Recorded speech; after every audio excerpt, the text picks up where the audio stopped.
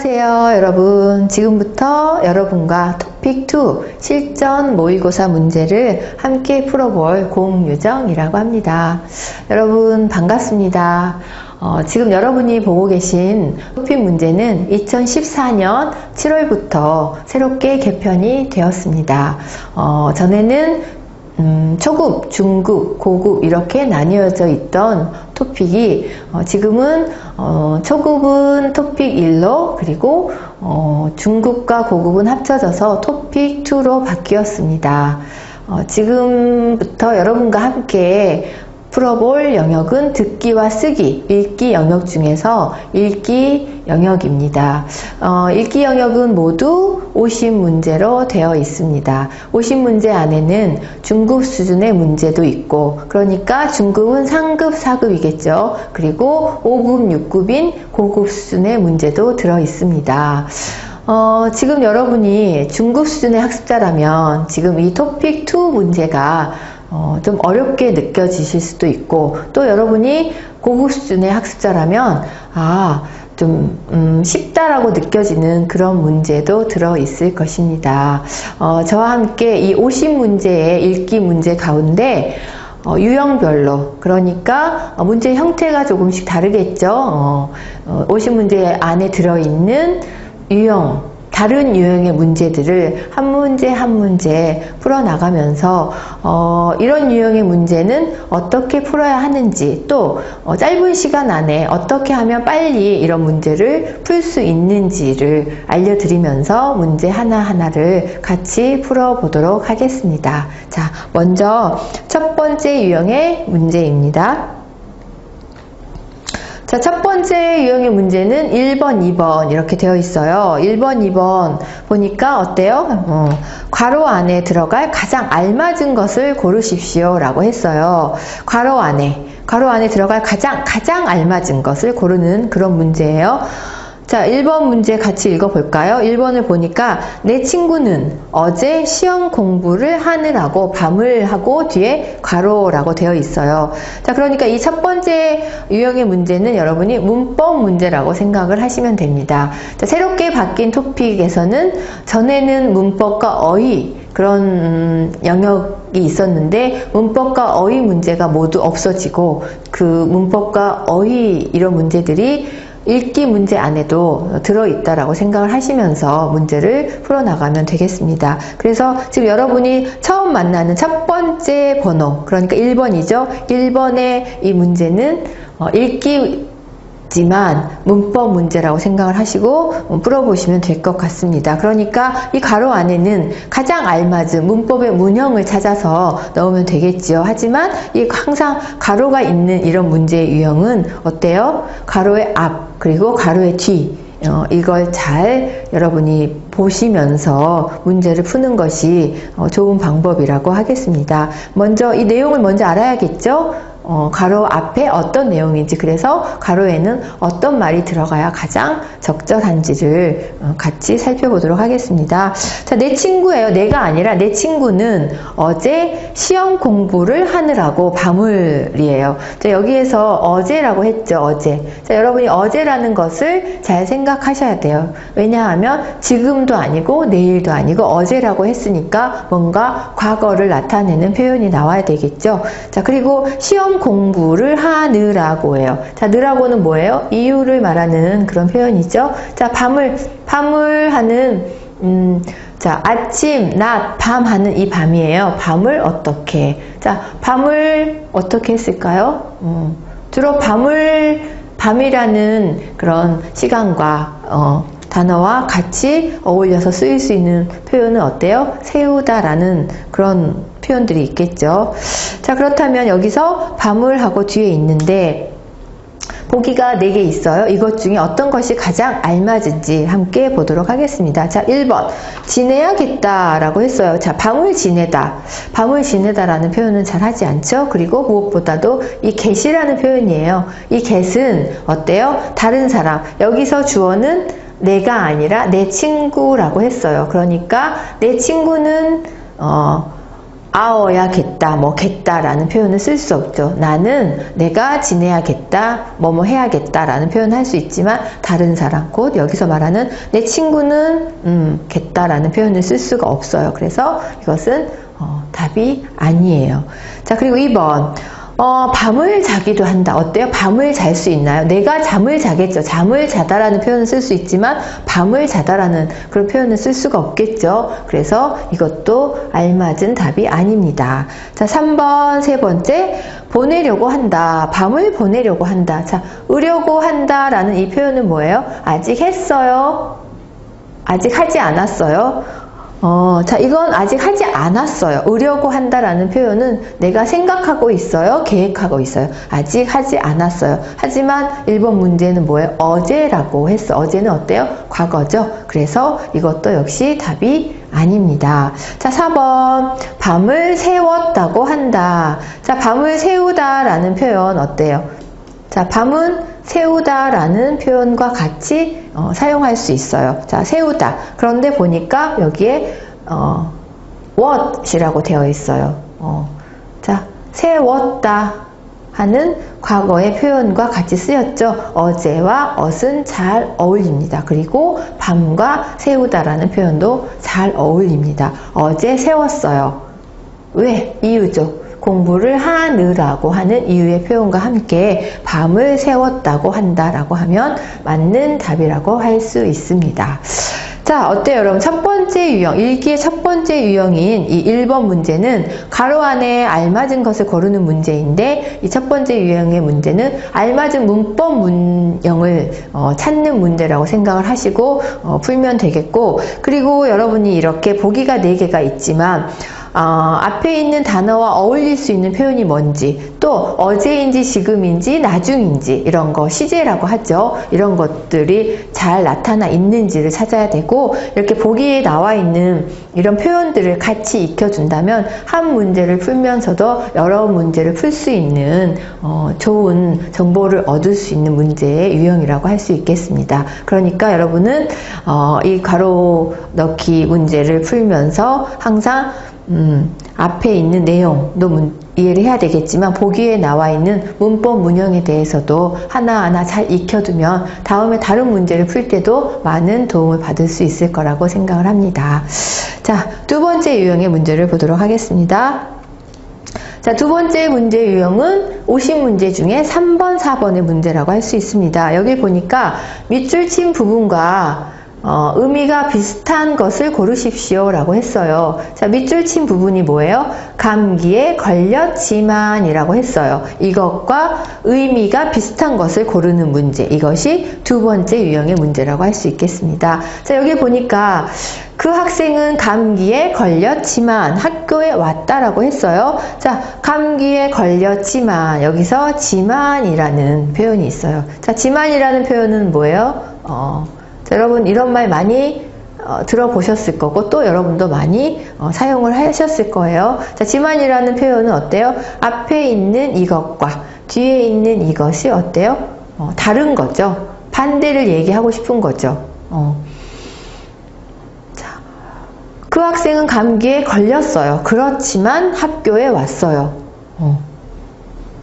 이거예요. 그러면 감기에 걸렸다. 그렇지만 이것과 바꿀 수 있는 그런 표현을 찾으면 되겠습니다. 자, 1번 보기 감기만큼. 어때요? 이 만큼은? 만큼이라는 표현은 뭐뭐처럼, 감기처럼이나 아니면 정도를 나타내는 그런 표현이죠. 여기서 그 학생은 감기만큼 학교에 왔다. 어때요? 어울릴까요? 그렇지 않죠. 지만과 바꿀 수 있는 문법 문형을 찾아야 되는데 만큼은 이것과 뜻이 전혀 다르기 때문에 답이 아닙니다. 자, 2번 감기를 통해서 학교에 왔을까요? 어떤 것을 이용해서 그것으로 왔다라는 건데 감기를 통해서 학교를 왔어요? 이건 이것과 바꿔 쓸 수 있는 표현이 아니죠.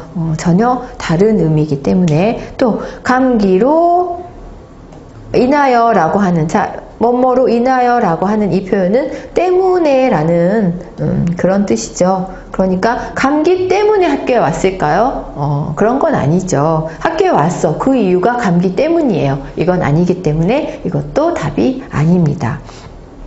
그리고 네 번째, 감기에도 불구하고. 자, 여기 불구하고라는 표현. 여기서 자, 여러분은 이런 표현들 많이 보셨을 거예요. 에도 불구하고. 이건 뭐예요?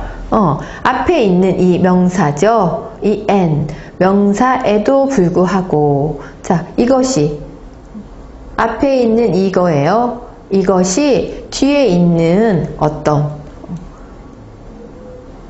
이것과 이 뒤에 있는 이것에 앞에 있는 이것이 아무런 어떤 영향도 미치지 않았다는 거죠. 그러면 뭐예요? 감기에 걸렸어요. 감기는 감기. 하지만 나는 학교에 왔어. 이런 거겠죠. 그렇다면 어때요? 감기에 걸렸지만과 바꿀 수 있는 가장 알맞은 의미가 비슷한 표현이라고 할 수 있습니다. 감기에도 불구하고. 자, 여기까지 첫 번째 유형과 두 번째 유형의 문제를 같이 풀어봤습니다. 어때요? 1번, 2번, 3번, 4번. 그러니까 첫 번째 유형과 두 번째 유형의 문제는 여러분이 같이 보신 것처럼 문법 문제, 문법 문형을 잘 찾는 그런 문제라고 할 수 있겠습니다. 그럼 여러분이 이제 한국어를 공부하고 또 토픽을 공부하면서 이렇게 문법 문형이 어떤 의미인지 이것들이 어떤 문장 안에서 어떻게 쓰이는지를 잘 알고 있다면 쉽게 풀 수 있는 문제라고 할 수 있겠습니다. 첫 번째 유형에서도 말씀드렸지만 이런 문제 유형이 나왔을 때는 이것과 비슷한 것만 찾을 것이 아니라 그 외에 답이 아니지만 이런 표현들은 어떤 뜻인지 어떤 의미인지를 같이 익혀둔다면 다른 문제 풀이를 할 때도 여러분이 많은 도움을 받을 수 있을 거라고 생각을 합니다. 자, 그렇다면 다음 문제 유형을 보도록 하겠습니다. 자, 세 번째 유형이겠죠? 세 번째 유형은 자, 선생님이 생각하기에는 토픽 문제 중에서 그래도 좀 가장 쉬운 문제 유형이 아닐까라는 생각을 합니다. 왜냐하면 자, 이렇게 어떤 안내가 나와 있어요. 이걸 보고 무엇에 대한 글인지를 고르는 그런 문제예요. 그렇다면 여러분이 한국어를 공부한 학습자고 이걸 읽을 수 있다면 이 안에, 문제 안에, 물론 모든 문제가 문제 안에 답이 있지만 특히 이 세 번째 유형 같은 이 유형의 문제들은 이 문제 안에 답이 들어있다라고 생각을 하시면 좋을 것 같습니다. 자, 그러면 여기에 이것을 보고 여러분이 이것이 무엇에 대한 글인지를 고르는 그런 문제예요. 자, 보세요. 명절맞이 초특가 세일. 자, 여기서 명절은 아시죠, 여러분? 한국에서는 설날, 추석 이런 걸 명절이라고 해요. 초특가. 자, 세일은 싸게 판다라는 뜻이에요. 판매하다라는 뜻이지만 세일은 싸게 판다라는 뜻이에요. 초특가라고 하면 특가는 특별한 가격을 특가라고 해요. 그런데 초예요. 초특가라고 하면 싸게 팔았지만 지금까지 이런 가격은 없었다. 아주 가장 싸다라고 생각을 하시면 될 것 같아요. 그러니까 명절을 맞이해서 초특가 세일을 한다는 거예요. 가장 싸게 판매를 한다는 거죠. 그러면 당신에게 필요한 물건이 모두 여기에 있다고 해요. 보니까. 그렇다면 물건을 파는 곳이고 필요한 물건이 이곳에 다 있어요. 그렇다면 여기는 뭐예요? 물건을 파는 곳이겠죠. 어떤 곳인지 모르지만 마트가 될 수도 있고 백화점이 될 수도 있고 시장이 될 수도 있겠죠. 보니까 지하 1층 식품관이 새로운 모습으로 문을 열었습니다. 자, 여러분, 식품관, 식품은 뭐예요? 먹을 수 있는 물건들이죠. 이 식품도 있고 또 무슨 여성 의류 이런 것도 있고 뭐 구두도 있고 이런 곳은 백화점이고 아니면 뭐 식품만 판다면 어때요?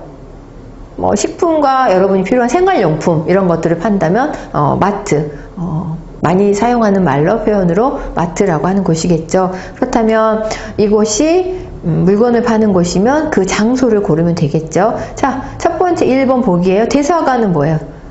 대사관, 뭐 미국 대사관, 프랑스 대사관이라고 한다면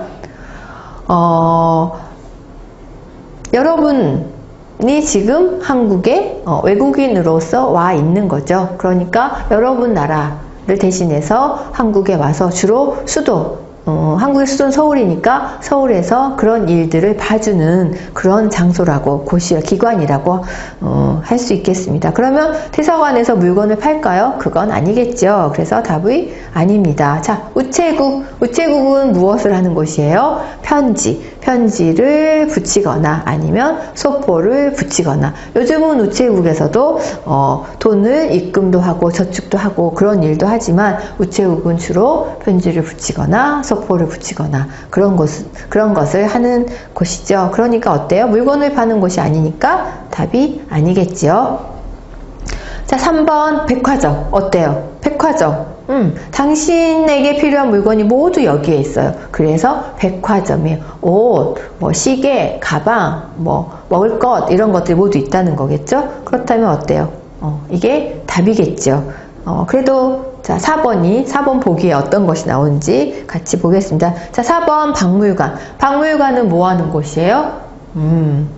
옛날 있었던 그런 물건들이 놓여 있거나 어때요? 많은 사람들에게 뭔가 볼 수 있도록 해주는 거죠. 하지만 역사적으로 의미가 있는 그런 유물들이 많이 전시되어 있는 그런 곳이 박물관이죠. 물론 박물관의 종류도 여러 가지가 있어요. 역사 박물관도 있고 종이 박물관, 한국에서는 김치 박물관이라는 곳도 있어요. 그렇다면 김치 박물관에 가면 김치의 역사와 김치에 관한 모든 것을 다 볼 수 있겠죠. 그런 곳이 박물관이에요. 물건이 있거나 물건은 물론 있지만 물건을 파는 곳은 아니라는 거죠. 그래서 역시 이것도 답이 아니에요. 그러니까 여기서 보니까 초특가 세일을 하고 필요한 물건이 모두 있다라고 하는 것은 백화점을 말하기 위해서 지금 이런 안내를 하는 거죠. 그래서 답은 3번입니다. 어때요, 여러분? 이런 유형의 문제는 여러분이 문제를 잘 보면 거기서 답을 찾을 수 있는 팁이 많이 있다라는 거예요. 그러니까 잘 보고 문제를 바로 찾으면 되겠죠. 특별히 다른 것이 없고 빠른 시간 안에 가장 쉽게 풀 수 있는 문제 유형이 아닌가 생각을 합니다. 자, 다른 문제 유형을 보도록 하겠습니다. 자, 네 번째 유형이겠죠. 네 번째 유형의 글은 글 아니면 도표예요. 도표의 내용과 같은 것. 자, 여러분 이거 주의하셔야 돼요. 자, 다른 것이 아니라 같은 것을 고르는 그런 문제예요. 그러면 이건 역시 이 전에 세 번째 유형의 문제와 비슷하게 이 도표 또는 글만 잘 보면 이 안에서 답을 쉽게 찾을 수 있는 그런 문제의 유형이라고 생각을 하시면 됩니다. 자, 도표를 봐요. 도표를 보고 이것과 같은 것을 찾아요. 그런데 여러분이 만약에 시간이 많이 없다면 도표를 먼저 읽고 보기를 하나씩 보면서 맞는지 틀리는지를 찾아볼 수도 있겠지만, 시간이 없다면 도표를 놓고 1번 보기부터 같이 보는 거, 1번을 읽고 이것이 맞는지 위해서 확인을 하고 그렇게 하면서 문제를 풀어간다면 좀 더 빠른 시간 안에 문제를 풀 수 있겠죠. 자, 그러면 하지만 우리는 도표 먼저 보고 같이 보기를 보도록 하겠습니다. 자, 이건 뭐예요? 대학교 신입생이 가장 받고 싶은 입학 선물이에요. 자, 입학은 뭐예요? 학교를 들어가는 거죠. 입학하다. 그때 받고 싶은 선물이 뭐냐는 거예요. 가장 많은 건 컴퓨터를 받고 싶어요. 이게 1번이죠. 그리고 두 번째로는 스마트폰을 받고 싶어해요. 그리고 세 번째로는 디지털 카메라, 그리고 네 번째로는 게임기를 받고 싶어 할까요? 자, 이렇게 순서대로 하다 보면 이렇게 되지만 여러분은 이것을 잘 봐야 해요. 자, 1, 2, 3, 4가 아니라 여기 보니까 어때요?